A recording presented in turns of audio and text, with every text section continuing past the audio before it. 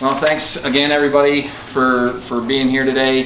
Today, our guest is Jason Sanderson. Jason is a University of Tennessee alum and also superintendent at Cherokee Country Club in Knoxville, Tennessee, so right here, just down the road. And so we'll spend some time chatting and then again open it up for questions at the end. So be making sure you're writing down your questions and then like to have a few minutes for discussion and questions from you guys. So why don't you start by telling us a little bit about where you grew up, how you got into turf, what interested you about it, and kind of the career you've had so far, where you've been. All right, I actually grew up in Pigeon Forge. Went to Cherokee High School, graduated in '93. Was waiting tables first couple years of college, and another guy that was waiting tables there, who was a buddy of mine, was the assistant superintendent at Gatlinburg Golf Course, which is up there in Pigeon Forge. Went and played golf with him, thought it was really cool what he did. Went to work with him a couple times, and then decided I had to know what else to do, so that seemed like a pretty good idea. I worked there for a couple summers, changed my major from undecided to turfgrass here, and went from there. I never played golf until I was 17 in high school, and it was something we could do, me and my buddies could go do. I fell in love with it, still not any good at it, but I love to play. Came to school here after 1 year at Tusculum and Greenville, a year at Walter State. Came here, finished up in 2000. While I was here, I did 2 internships, the one at Gatlinburg and I did another one at Lookout Mountain down in Chattanooga. It's a very good experience down there. It's in its own little world up on top of the mountain. That was very good. After I graduated, I got a job at Council Fire down in Chattanooga as a spray tech. Worked there for a year, moved back to Knoxville, started working at Cherokee as a second assistant. 6 weeks later, me and the other second assistant got promoted to first assistant because Ryan Blair left and took the Holston Hills job. Neither one of us qualified or ready for that, but we did it kind of together for about a year. After that, he left, took another job. I was assistant for 3 more years until Chris Sykes, the superintendent, left and took over a 54-hole facility in Florida. I interviewed for the job at Cherokee and got that job. So I've been the superintendent there for 10 years now. Okay. So and we've had Chris here, I think last year. What did you, as your career progressed, what would you say were the milestones as far as being ready? You hear that a lot, where you hear superintendents saying, well, he's not quite ready, or you have a superintendent get fired and then the assistant has to move up and says, I was definitely not ready for that. What would you say are the milestones in a career that make you ready for something? Well, when I've been Chris's assistant at Cherokee for 2 full years, he interviewed for a job in Texas. He would have gotten that job, except he asked for way too much money. So when he came back, we sat down and had a heart to heart. I thought I was ready. I was nowhere close to being ready, and he explained to me very detailed why I was not. That helped me, and I've told him more than he could ever know. From that point, I kind of recommitted myself and kind of changed how I did a lot of things. And then a year later, he interviewed for another job, didn't take that one either, but said he would have no problem recommending me for that job at Cherokee had he left. I took the job seriously all the time. I don't know, it kind of burned a passion a little more after that. And I've always been one of those people, when somebody tells me I'm not very good at something, that I prove them wrong and prove it to myself that I can do it, even if they don't think I can. So was it do you think it's a passion that makes you ready, or is it specific skills or experiences? Because what are the things that you think a second assistant, some of these folks are going to be graduating, what are some of those things that they need to pick up as their second assistants in training, and then first assistants that get them ready for that job? Mistakes happen. They'll happen to all of you. They happen to all of us. how you recover from mistakes is what you will learn from. That's how you learn to get better. I made some mistakes, got better from them. Growing as a supervisor, something that you can't really learn, somebody can't teach you, kind of have to figure it out on yourself. Firing people when it needs to be done, that kind of hiring and firing of employees will make you ready even if you're not, because you have to learn how to do that process. You have to learn how to do it right, and unfortunately you have to fire a lot more people than you would ever want to or ever like to. And you know, it's a maturity and an experience thing more than anything else, I think. You know, just having some growing pains and learning from those before you really feel like you're ready. Yeah. And it was, you know, it took me a little while. It's very uncomfortable to fire someone who's 15 or 20 years older than you are, and that's the way they earn a living. And you know, it's your job and your career, but you know, you feel like you have something to fall back on. That's all they have. Right. And so that'll make you grow up and mature you in a hurry and prepare you better for how you handle it better the next time, how you deal with them, so that maybe next time it won't get to that point. Things of that nature. So do you think it's the, when those kinds of situations arise, that it's the, not necessarily the supervisor's fault, but if you're a younger supervisor and you don't have that seasoning, that it gets to that point because you didn't intervene at points? Yeah, absolutely can be partially your responsibility and partially your fault. And obviously everybody chooses their own behavior. Everybody chooses their own behavior and they choose what to do, but you know, as a supervisor, it's kind of easy to let things slide, pick up the slack for them, kind of let them get by with things, or you know, just not sure how to handle it, say, well, we need to do better, that's next time, and they can either blow you off, they can say yes and then completely ignore you, they can lie to your face, all kinds of different ways they can handle it. How you handle and react to them can really help you grow. Being ready is much more about personnel decisions and managing people than it is the grass. The grass, you learn, you know. I mean, I'm always learning more and more and more about the grass I take care of every day, always going to continuing education things, but you know, ready to handle the grass is much easier than ready to handle the responsibility of managing. You know, I was managing 20 guys, and I was the single youngest one other than 3 interns. So out of those 20 guys, 17 of them were older than I was. So it's a matter of respect, it's a matter of earning that respect and them respecting you and what you say. Yeah. And how do you think that develops over time? Is it kind of showing that you're willing to get in there and get your hands dirty and that kind of thing, or is it just kind of, does it evolve? It evolves. A lot of it was I always got right in and did everything I could. You know, I always told the guys that I will never ask you to do anything that I haven't done or that I wouldn't do. So there's not a job on the golf course that I haven't done before. So I never feel bad about asking guys to go do fly mowing, ditch digging, weed eating, whatever it is. I've done it all before, and that's their job. And if I needed to, I can do it all again. So you know, there's that part of it, and then there's showing them you're not afraid to do the work that earns you some respect and will earn you some guidance and leeway with some of the older crew members. And then do you think, my wife was a residence hall director, and she used to always tell the RAs, you know, you have to start out, you don't want to try to be their friend.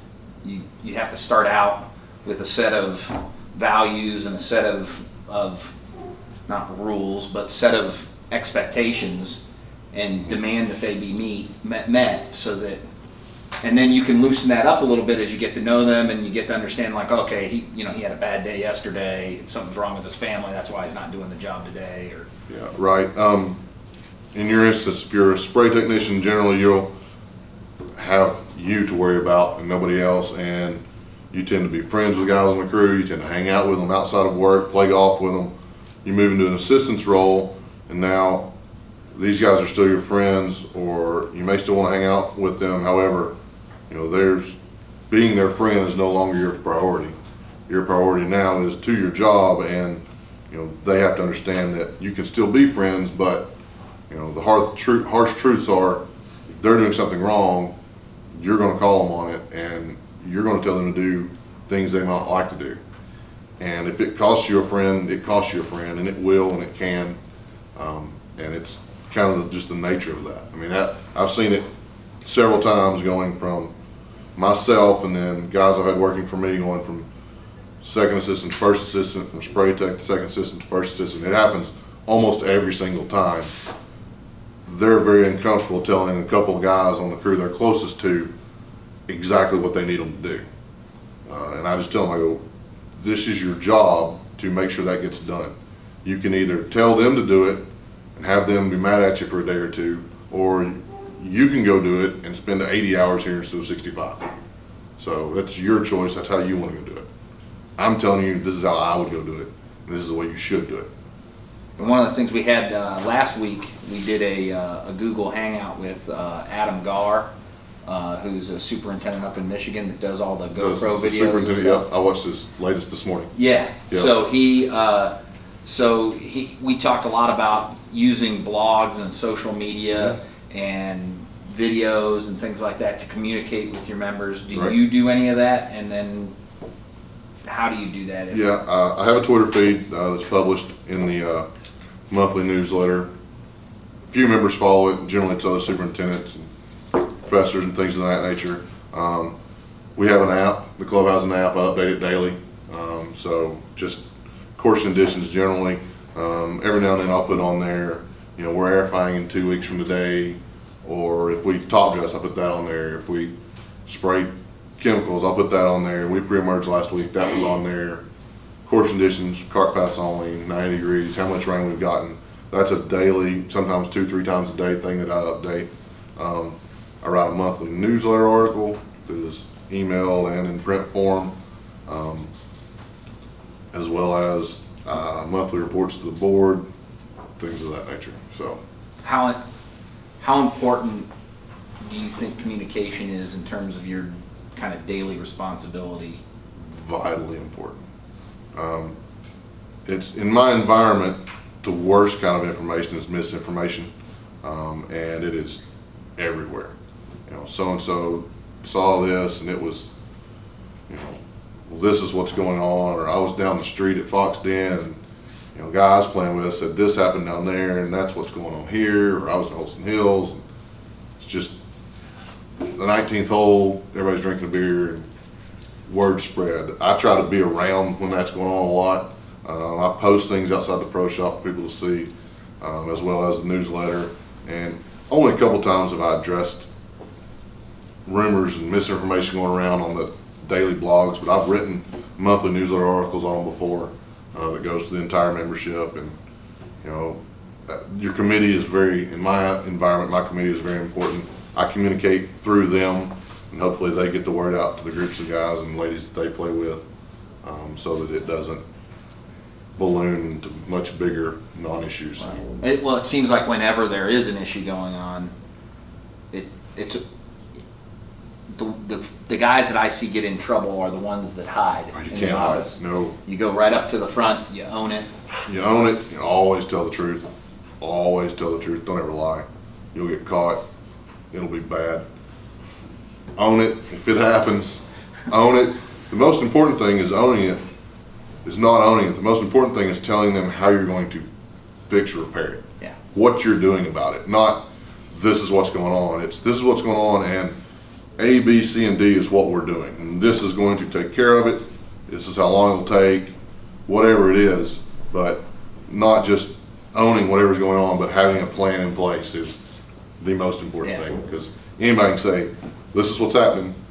It's my job to tell them why it's happening and how we're going to fix it. Yeah, I have a good friend of mine that works for a telephone company up in Cincinnati, and he always likes to say, when screw-ups happen, like you said, they're going to happen. It always happens. They always happen. Own it, fix it, and put distance between screw-ups. Absolutely. So The further you can, apart, the you better. can screw up, but you just got to get some distance between them. Further apart, the better. This past summer, no one's fault, had a hydraulic leak on a triplex mower. We mow our green surrounds with them. It happened, member guest, morning in May. It's 4:30 in the morning, it's dark. The guy mowed all the way around the green with it, and we mow into the green and back up and into the green and back up. So there was a grid around this green. Very visible. Happens to be one of the lowest greens on the golf course. You can see it from about 5 or 6 different tees and greens. The first day, nobody noticed. Of course, I posted it at the pro shop and told everybody before anybody could see it, because it's just greasy the first day. Well, the second day when they show up, it's just dead. There's stripes around it. Guests are in from out of town. People are pissed. This is what happened. There was a bad O-ring, hydraulic line. Mower's 3 years old. Should have never happened. What are you doing to fix it? We replaced every hydraulic line and fitting on that mower, and we're double checking our others that we'd already done in the winter. This is what we're doing. We fertilized. I actually painted part of it to try to hide it, just with some pigments and some things of that nature, just so that it wouldn't be so blatantly obvious, which helped a little bit. But you know, I owned it. Well, August happened again. So luckily, it was on a normal Wednesday. We were mowing. It was 8 in the morning. The guy saw it, and it was only about 3 or 4 passes. But I did the same thing. Posted it, told everybody what happened. We're going to do the same thing, try to make sure it doesn't happen again. And then next year, I'm buying 4 hybrid triplexes, so that won't happen. So there you go. That problem will never happen. Problem is solved. Yes. What about one of the things that's come up numbers of times with folks that we've had in, and questions from the students that we get, talk about things like work-life balance. How do you manage the career, the possibilities of moving lots of different places, things like that. One of our guests we had talked about how he had moved in his company like 7 different times, and that, like, the questions that came in from the students were all about, like, how do you handle moving, how do you handle, you know, obviously as a golf course superintendent, lots of hours, time spent away from family, that kind of thing. How do you find that right balance? You have to have something outside of work, completely separate. I'm married and I have 2 beautiful kids, 12 and 13-year-old girls, which are a blessing and a nightmare all at the same time. Yep. You know, in the summertime, you know, a lot of it is about hiring good people. I can leave if I need to whenever, as long as one of 2 guys are there.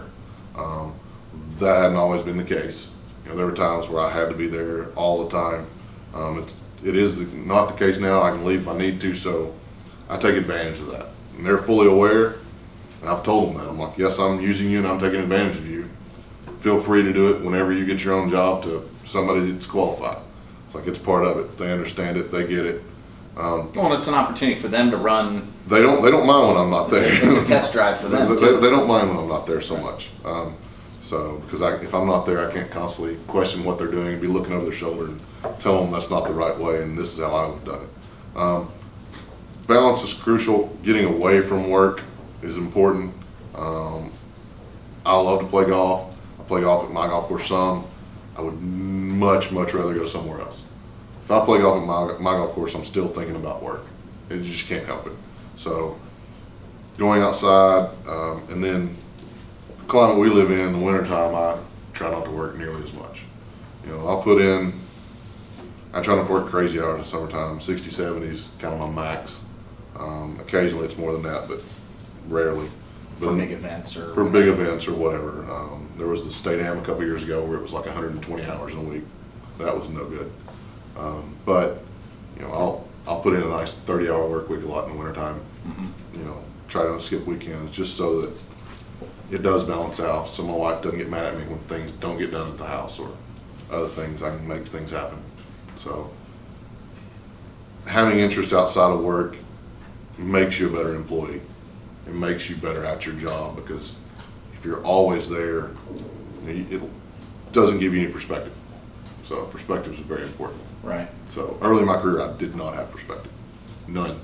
So I have gained it as I've gotten older. So What piece of advice would you tell these guys in terms of being able for them to develop perspective? Would it be going to other places and working for like a tournament or things like that? volunteering for tournaments is great. Working for a couple different, completely different personality types. I worked for Jeff Rump at Gatlinburg, one of the nicest, most laid-back guys you'd ever meet. And then when I worked for Chris Sykes, he is the most type A person you would ever meet in your life. Very intense, very driven. So I worked for both those guys. I'm somewhere in the middle of that. I'm a little bit of both. But working for both those guys gave me some perspective into how they went about work-life balance. Part of it just comes with age and just comes with experience. You start to figure it out more the more you go through. And then part of it, the first couple years I got to school, all I did was work. And part of that was good. You know, there's a time in your life for other things. You know, the first couple years, all I did was work. It served me well once I got 3, 4, 5, 6 years in. You know, I had no perspective, but I'm not gonna say it was a bad thing initially. Mm-hmm. Now, you can't stay like that. You'll be crazy in 10 years, but for a year or two. Well, that's a big problem with superintendents burning out. Is they do that too much sometimes. Conference and show, I noticed that there are not many older guys around. Most of them are gone. Yeah, most of them, you know, you don't see hardly any guys over 50. So right. Yeah, there's very, very few. Most of them are in sales or doing something else. Yeah. So how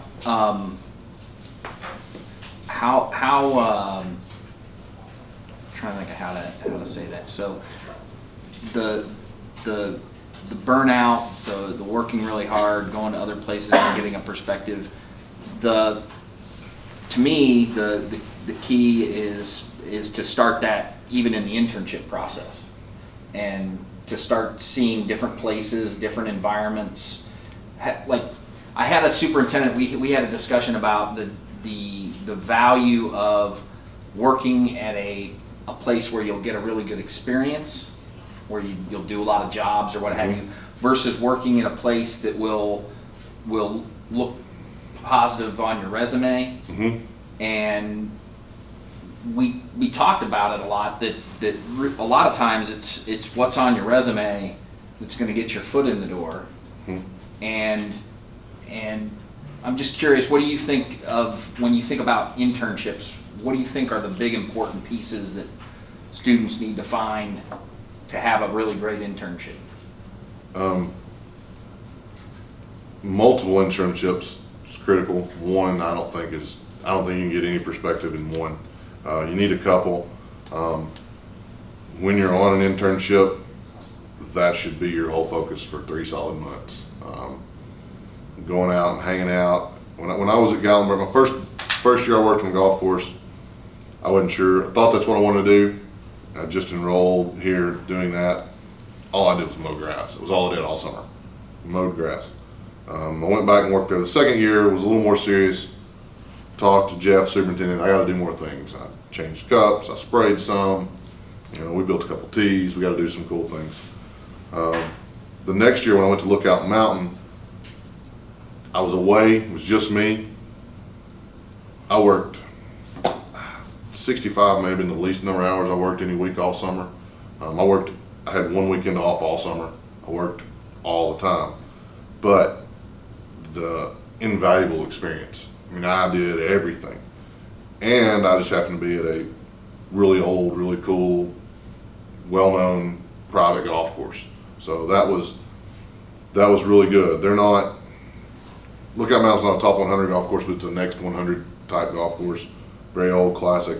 They have money, not a ton of money, but it was enough to where I was allowed to do a lot. And you also learned what you could do with not as much right. as some places.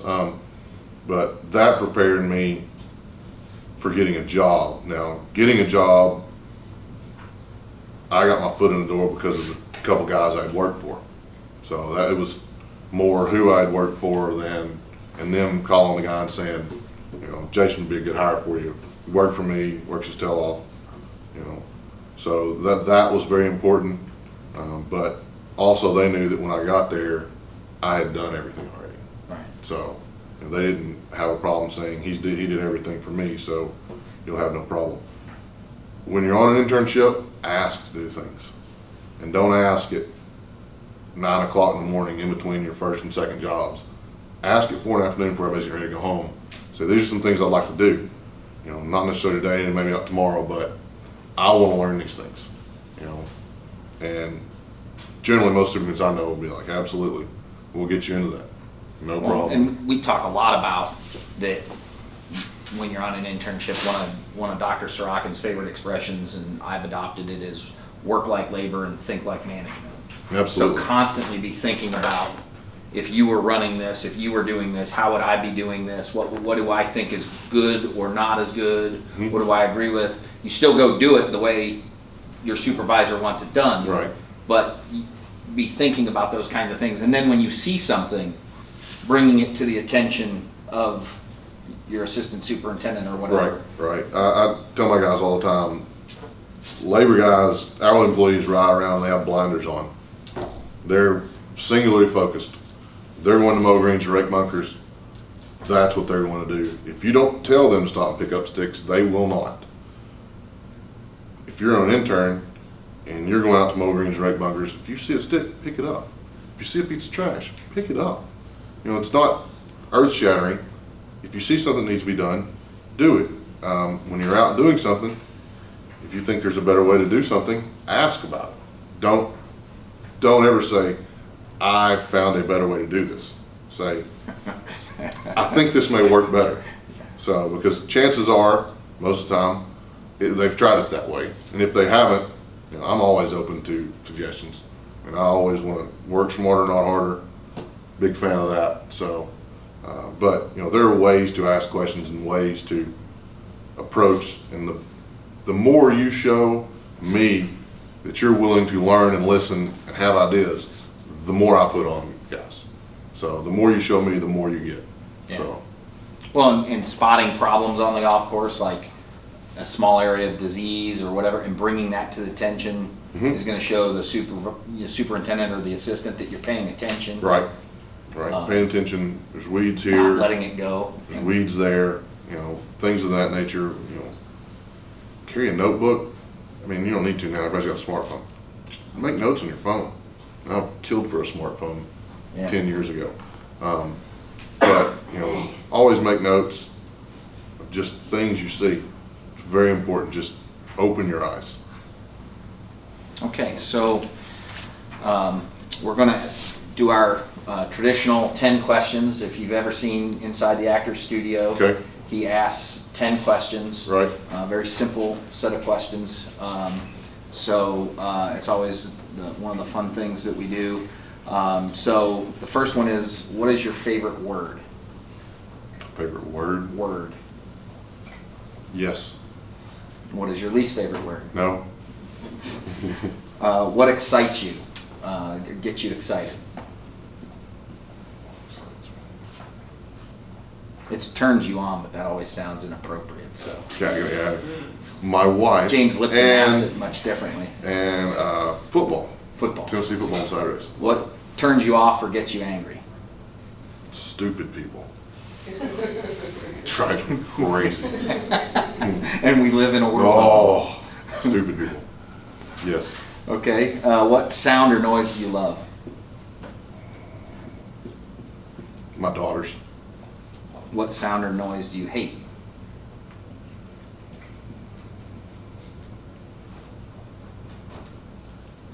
Reels that are too tight. High-pitched squeal. Oh. Yeah. Okay. What is your favorite curse word?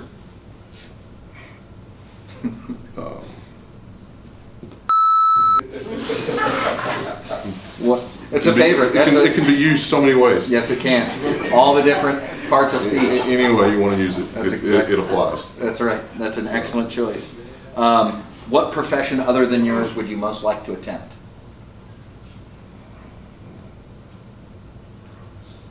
Probably coaching, if I wasn't doing this.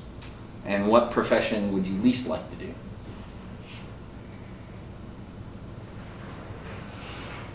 Sales. No desire. No desire. None. And if heaven exists, what would you like to hear God say when you arrive at the pearly gates? Come in. All right, well, good. So I'm going to let the students ask a few questions. I'm going to stand up and kind of get out of the frame, and if you guys will say who you are and tell Jason what year you're in and ask a few questions, that'd be great. Thanks, Jason.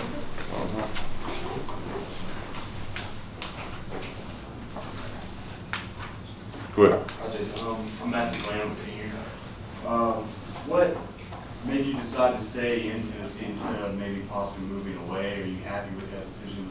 I am happy with that decision. It just kind of unfolded that way for me to be at Cherokee. When I took the assistant's job there, I never planned to be the superintendent there. I never thought Chris would leave and I would have that opportunity. I'd always planned on moving. It worked out for me that I got to stay. However, I'm not under any delusions that I'll be there forever. We talked about moving briefly. My wife is fine with moving. My kids are at this point in their life, but they're getting ready to start high school, and I think they'll probably not want to after that. But I plan on moving at some point. Not because I don't love my job and want to stay there forever, but in that environment, guys don't work there for 30 years, 35 years. Not anymore. It's very rare. My name is Joseph Tenn. I'm a senior. You emphasize on how managing people is actually a big part of being a superintendent. Other than that, what would you say is the hardest part of being a superintendent?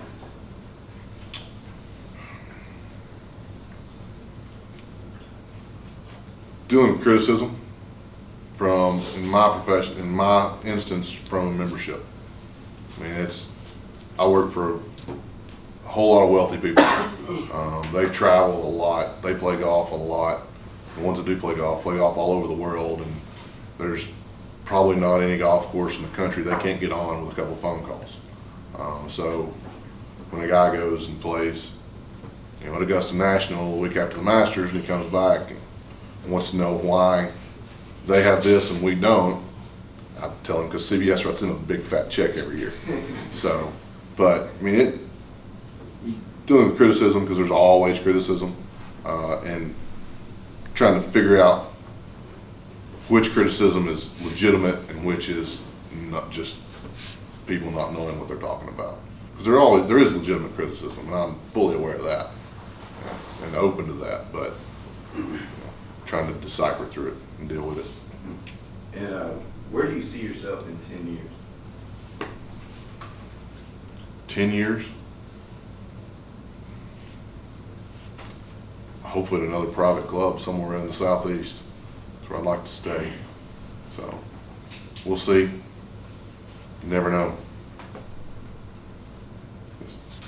My name's Tony Anderson. I'm a senior.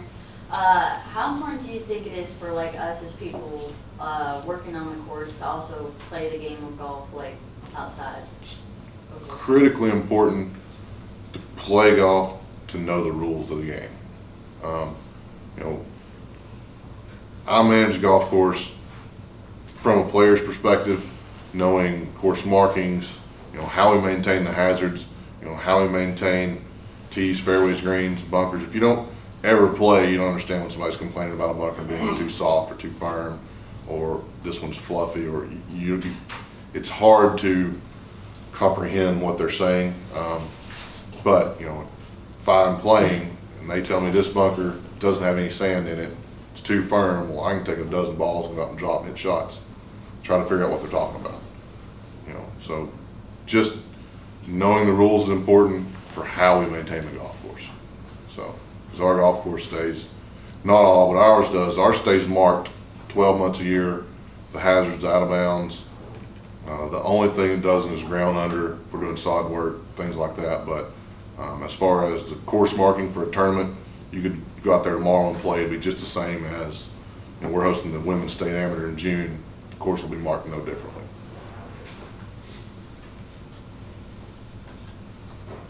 How much of a senior? Do you see yourself being a superintendent until you retire, or do you want to look into something else turf related? I hope to be. So I hope to be. We'll probably all get fired at some point, but rebounding and finding another job, hopefully, if and when that happens.